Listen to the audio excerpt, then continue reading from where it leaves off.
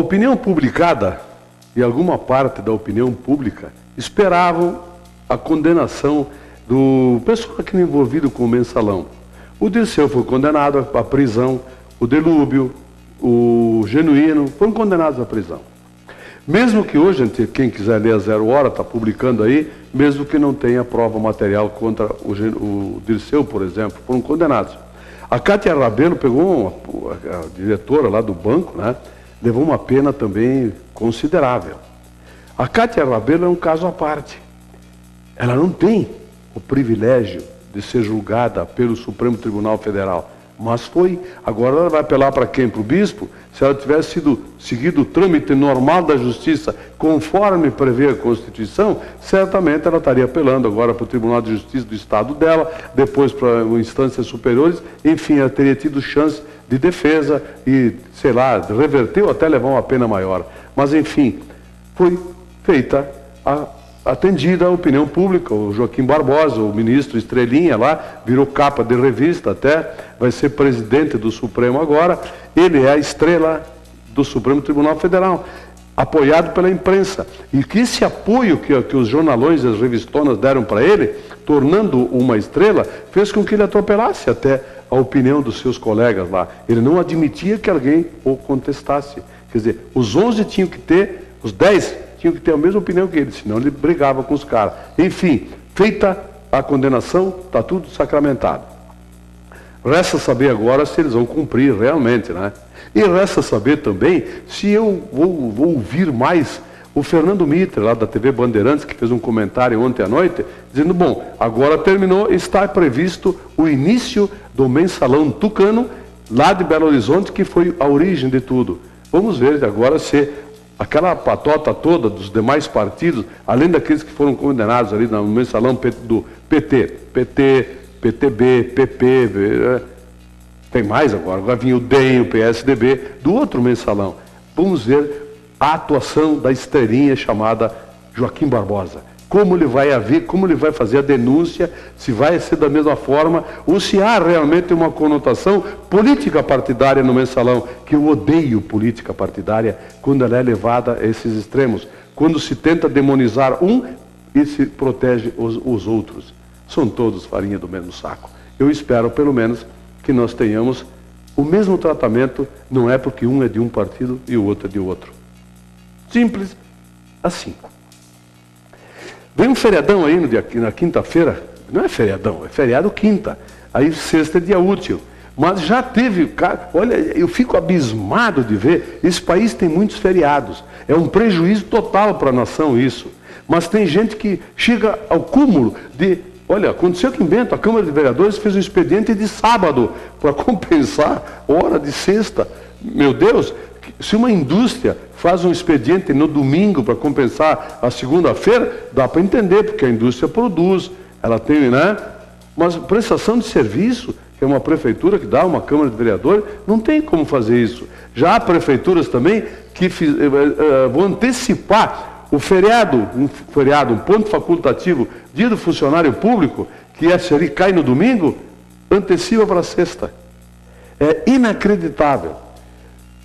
Eu procuro me esforçar para entender essas coisas, mas não dá. A minha cabeça é muito pequena. Eu sou muito burro para entender isso. O feriado é no domingo, se antecipa ele para a sexta.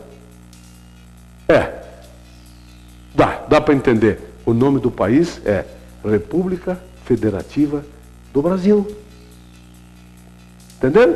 Aqui é Brasil. Isto pode aqui no Brasil. RS 122. Hoje de manhã tive que ir a Porto Alegre e voltar agora de manhã ainda, e o buraco está lá. Imponente, impávido, um colosso. Só que agora não é só aquele buraco que tem lá, que eu me refiro no quilômetro 35,5, entre entre Bom Princípio e São Vendelino, que está destruindo automóveis, e uma hora dessa, alguém vai capotar e vai matar gente lá. Bom, se acontecer, eu vou vir aqui e dizer, ó, tá vendo? Lamentavelmente eu tinha razão. Por enquanto só está destruindo o patrimônio das pessoas. Ele continua lá. Só que agora, hoje de manhã, eu fiquei prestando um pouco mais de atenção, prestando atenção, e já tem dezenas de buracos na RS 122, em ambas as pistas, a que vai e a que vem a Porto Alegre. E isso me chama a atenção até pelo seguinte: nos últimos tempos aí do governo Ieda, ela fez o recapeamento daquela rodovia. Havia sulcos enormes, profundos, por causa do excesso de cargas de caminhões e por causa da péssima qualidade do asfalto. Foi feito o recapeamento que depois o Tarso Genro, ano passado, continuou, terminou de fazer o recapeamento nos lugares onde estava o asfalto em piores condições. Pois nesses locais aí já tem buracos. Detalhe, é pedagiado aquilo ali. Então, não vem com essa história, porque é só pegar e chamar o Daer, vem cá. Chama a companhia, a empresa que fez o recapeamento ali, e diz para ele, aquela porcaria lá está fazendo furo, está em buraco de novo. E aqueles que estão ainda crianças, estão desse tamanho assim, mais ou menos, eles vão ficar adultos. Logo, vai ser para quando? Quando eles vão reparar isso aí? Mas peraí um pouquinho. Aqui na subida também da 470, ali na Moeta Chandon, lá do lado direito de quem vai, né, para Garibaldi, há sulcos na pista, o asfalto cedeu. Aquilo é tão um horror. Aí as pessoas, mas os caminhões com excesso de peso. Bom, mas esses mesmos caminhões que passam aqui, eles passam lá na BR-116, entre Porto Alegre, entre São Leopoldo e Porto Alegre. E lá não tem sulcos no asfalto. E o trânsito é muito mais intenso. Sabe por que acontece isso? Porque o asfalto que eles usaram aqui, o recapeamento, é vagabundo, de quinta linha, asfalto descartável. É por isso. E ninguém foi preso. Não, isso aí, se não é desvio de verba pública, isso aí, eu não sei o que é desvio de verba pública. Está ali, para quem quiser ver. Daí, a 122, já, além daquele buracão que tem lá, daquela cratera, já tem um monte de filhotinhos. Está criando, dando cria lá. Se não derem um jeito logo, vão ter que recabear todo ali, de São Vendelino até Porto Alegre, até São Leopoldo. Pode acreditar. Mas vocês não vão fazer nada mesmo, que eu sei. Deixa assim, vai. Amanhã eu reclamo de novo, depois da manhã, até que morra a mãe de alguém deles. Aí eles vão dar um jeito, com certeza. Ontem à noite teve uma reunião do Centro da Indústria e Comércio, onde foi apresentada a revista Panorama Socioeconômica de Bento Gonçalves. O Centro da Indústria e Comércio está fazendo isso desde 1971. É um espelho de toda a economia de Bento Gonçalves.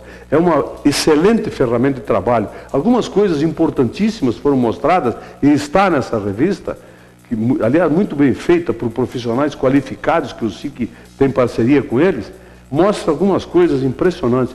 Bento Gonçalves tem um PIB fantástico no estado. Bento Gonçalves não tem desemprego. Então, quando a gente fica...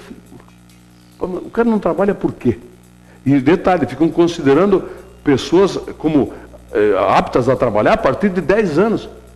Impressionante aqueles números. Eu vou trazer aqui o que fez a apresentação do Panorama, para ele falar para nós, mostrar para a população que não vai ter acesso a essa revista, uma forma global, tudo que nós temos em Bento e que pelo jeito poucos sabem e alguns não valorizam.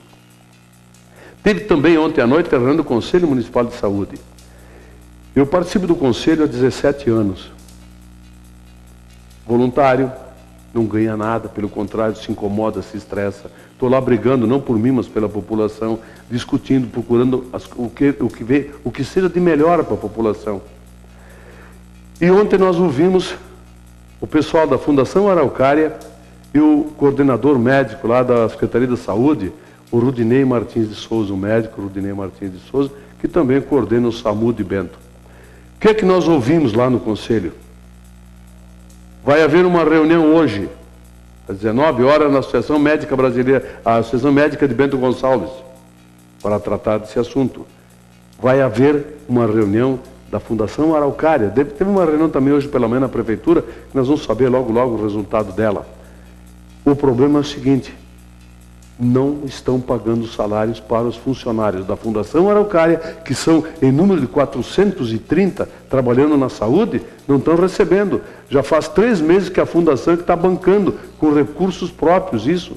E detalhe, existe um fundo municipal de saúde que eu acho que aquele secretário fez alguma coisa diferente lá. Como é que pode não ter dinheiro da saúde para pagar salários? Eles ameaçam paralisar. Se pararem, meus amigos, aí sim nós vamos ver o que é o caos. E que acontece a mesma coisa na educação. Há uma verba carimbada, obrigatoriamente tem que ser destinada à educação, obrigatoriamente tem que ser destinada à saúde. Alguma coisa vai ter que ser feita. O Conselho de Saúde está mobilizado para hoje à tarde tomar algumas medidas que lhe cabem, para ver até onde nós podemos trabalhar para impedir que o caos na saúde seja instalado. Eu espero, sinceramente, por toda essa população carente que precisa do SUS, que nós tenhamos uma solução ainda hoje de tarde com relação a isso.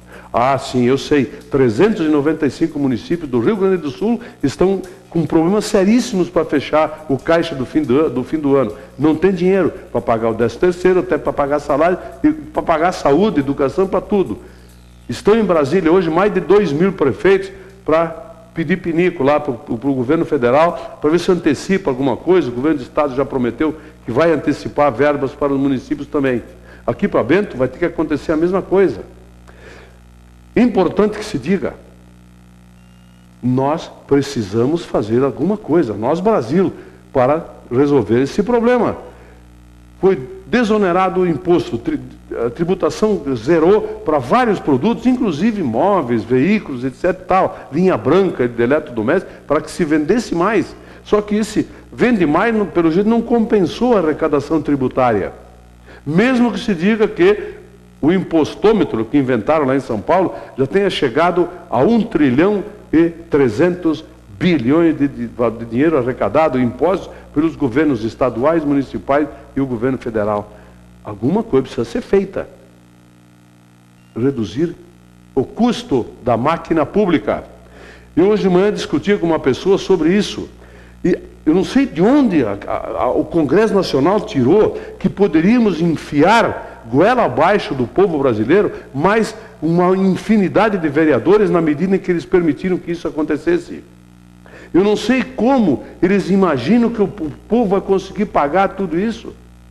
Um vereador para trabalhar em algumas cidades uma vez por semana. Cristo tem município. Olha Bento, vamos pegar Bento, tá?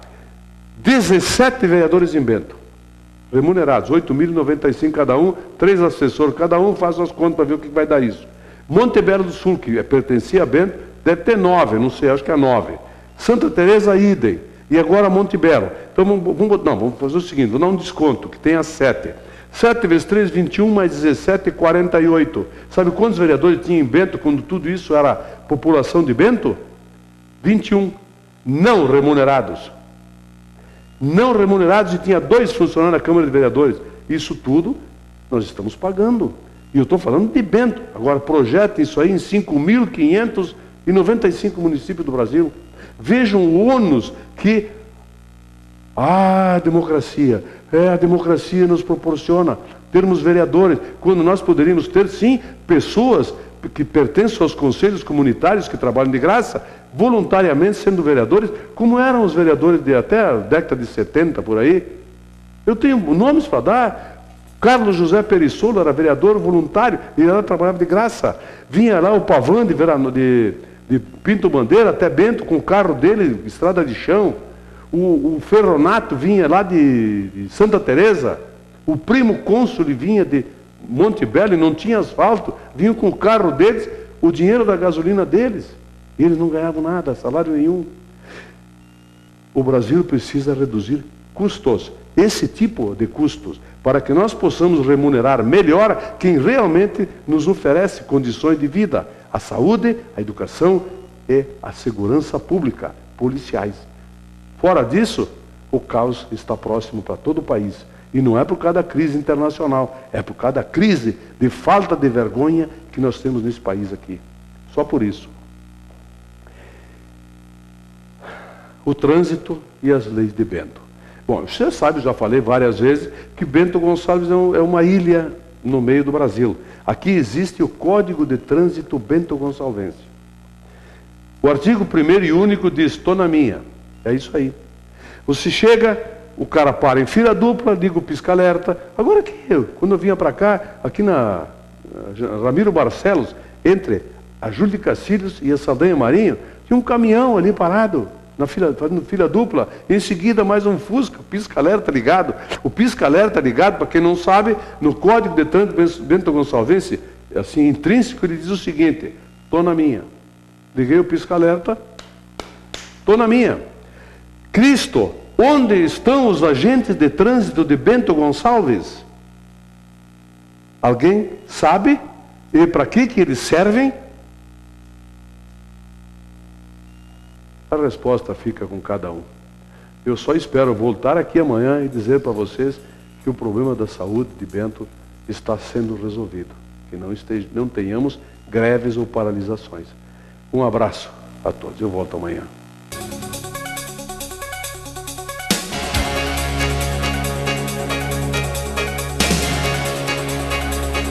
Opinião.